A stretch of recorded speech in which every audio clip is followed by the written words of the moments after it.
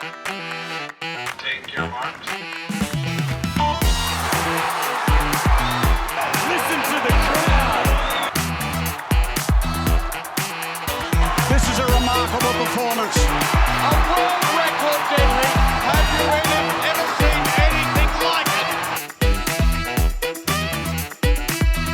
He can't believe it, but it just happened.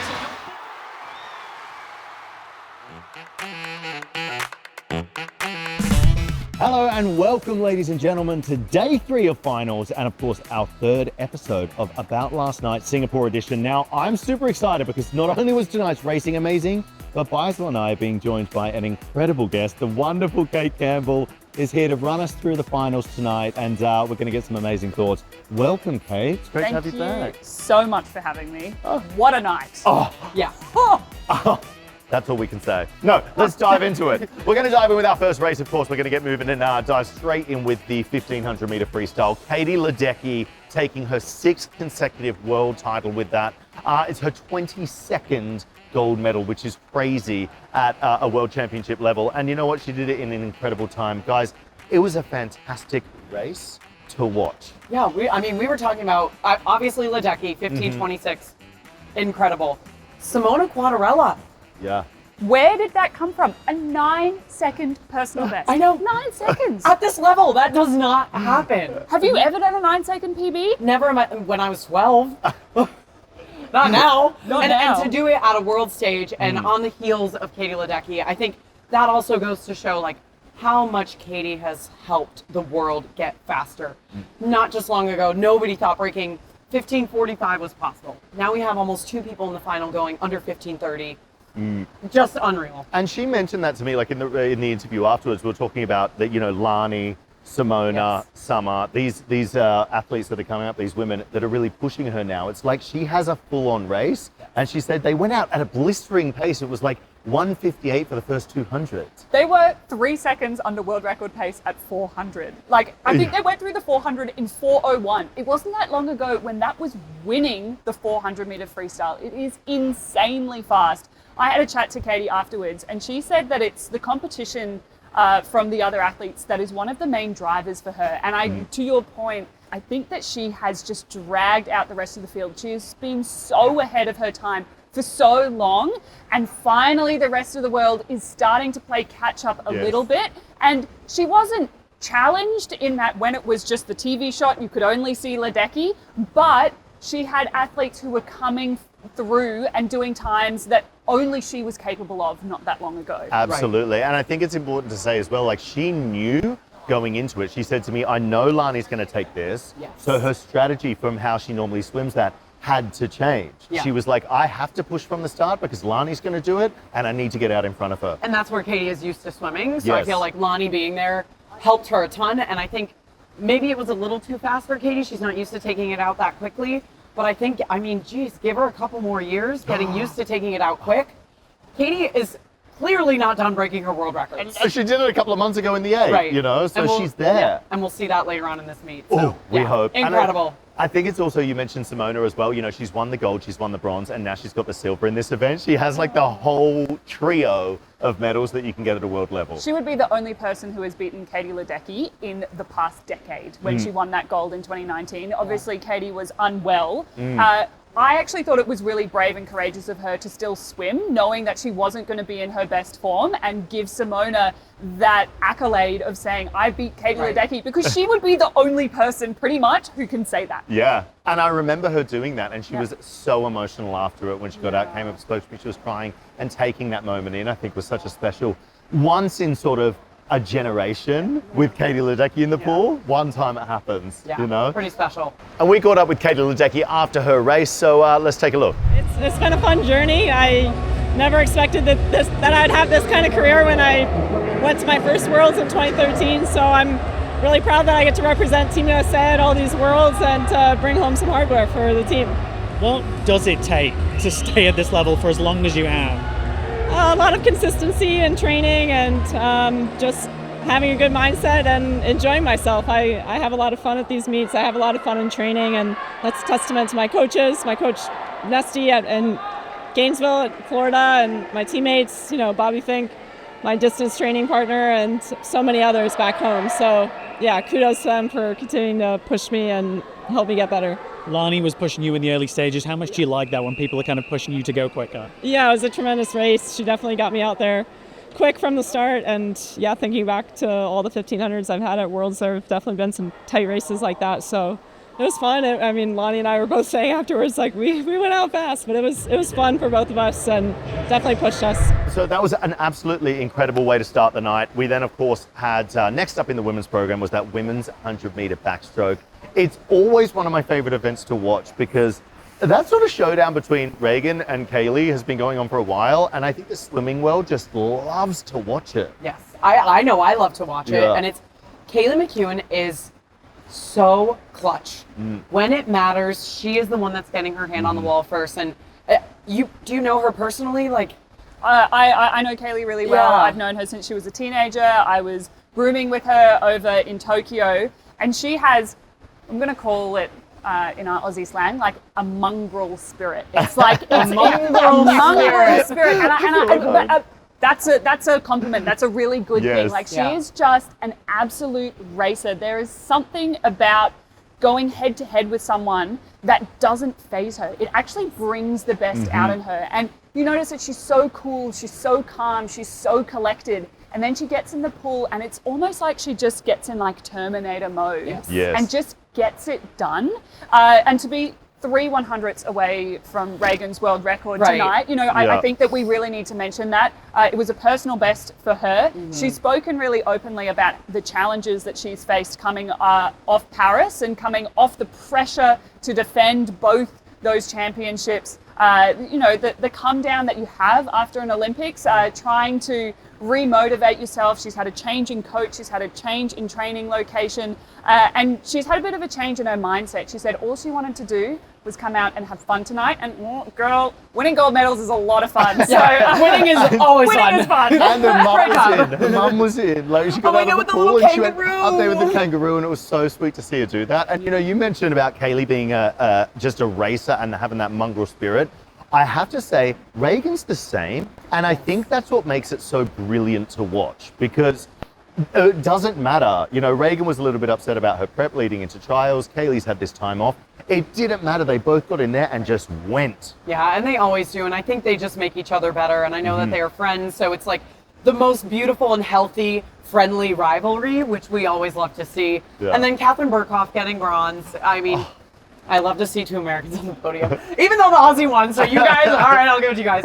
But a great race for her too, and any opportunity that you get to have representing your country and getting on the podium for them, awesome. And yeah, these backstroke races are something that I'm so glad I'm not a part of, because it's just too fast. It's heart and mouth kind of stuff. And I think that it speaks to that rivalry that we have between the USA and Australia, and how we have pushed and challenged each other, and how we have made this sport better and greater and more exciting. And there is no other event where that is more on display than in the women's 100 backstroke. Regan is just so incredible, and that lead changed multiple times throughout the race. Like, you literally didn't know until it came down to the touch. Truly. And that's what you want from sport. Of course, and that's so thrilling. And that's what will make swimming grow. And that's what we need right now in this time, especially, you know, into a new quad, heading into LA.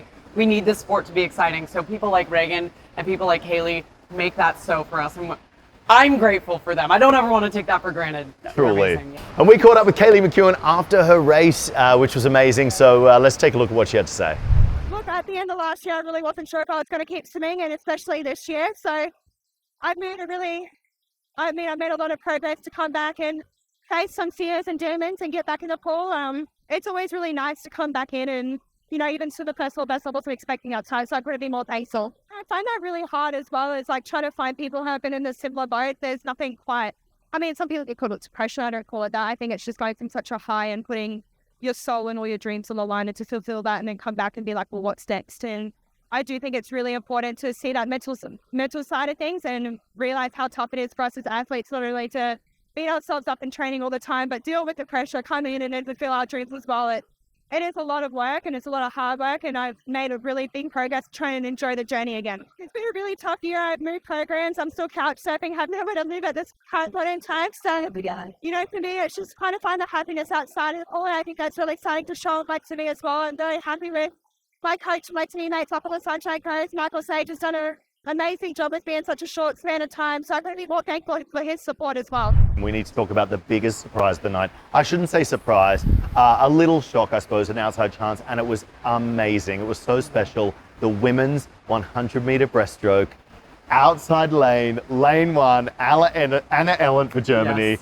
I was so happy for her. Like, she's always been there. We were saying this. She's always been in the mix, and she's an incredible, incredible athlete, but never quite sort of stepped up there. And to come out in lane 1 and take the title, a gold medal around her neck, and she only got it in the final 15. And her reaction was so Oh good. my gosh, it was so pure. It Yes. was so beautiful. I think Yeah. that often when you see reactions at the end of races, they're from people like Cate or Kaylee or Reagan, and there's a sense of relief, like I've got the job done, like good, let me go get on with the warm down and then prepare for the rest of the race. With Anna, there was shock, there was joy, there was elation, there was disbelief. It was beautiful. Like that raw emotion reminds you why we love sport so much. Yeah, and that has to be something for her that will bring her into a new level of confidence and belief in herself. And I feel like this was just like the Band-Aid that she needed to rip off from all of her 5th, 6th place finishes.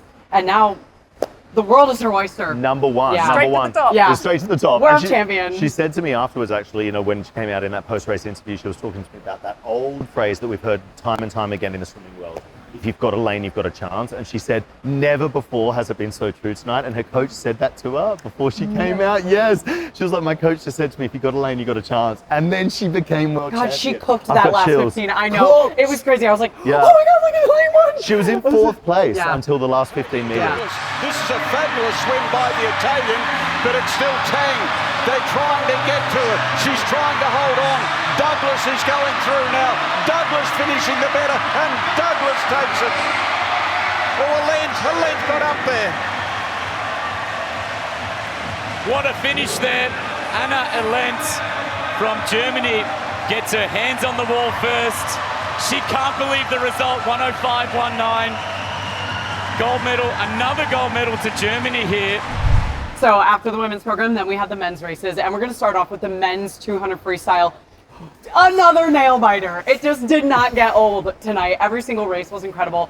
David Popovici just being so clutch, and he said to me in his post-race interview that he was more proud of tonight's win than he was his Olympic gold medal last year. And you've obviously touched on the come down after the Olympics. Can you maybe shed some light on that for people at home and kind of what he was referring to? Yeah, so it's really interesting when you go to an Olympic Games, you exist in such a heightened state of energy. And it doesn't matter whether you win, lose, draw, coming back down and finding equilibrium, finding normal again feels like a come down. They've actually done studies and it's called the post-Olympic blues. And lots of athletes really experience that. It's coming down, it's finding out what normal feels like. You've been living in such a regimented way of existing for so long. Your schedules have been so tight. And so suddenly you have all of this freedom, but you're unclear of what to do with it, what that looks like. Do you celebrate? Do you commiserate?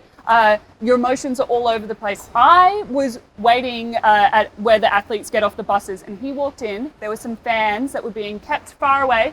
He walked straight up to them and signed autographs before the final at a world championship. Yeah, that's unheard Would of. you have No done one- that? no. Absolutely. Would I have done that? wouldn't, no. Absolutely not. I would have No. been like, sorry, like I'll get you after. I wouldn't even acknowledge them. I would have just walked straight in. You're like, sunglasses on, headphones on, don't talk to me.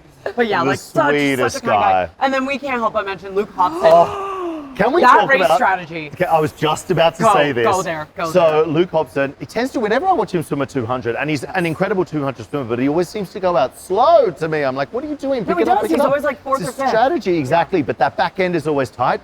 He went out so fast tonight, and I heard, you know, we were standing over on the side of the pool, and you went, oh my God, I think he might be too quick. Come on, Luke. know. But it was what he obviously needed to do, knowing he had the likes of Popovici in the race with him. Absolutely. And I'm curious on your take because he clearly, that was a choice. A We saw choice, that. yeah. He made a conscious choice to change his race strategy in a world championship final, which I would love to hear kind of your take.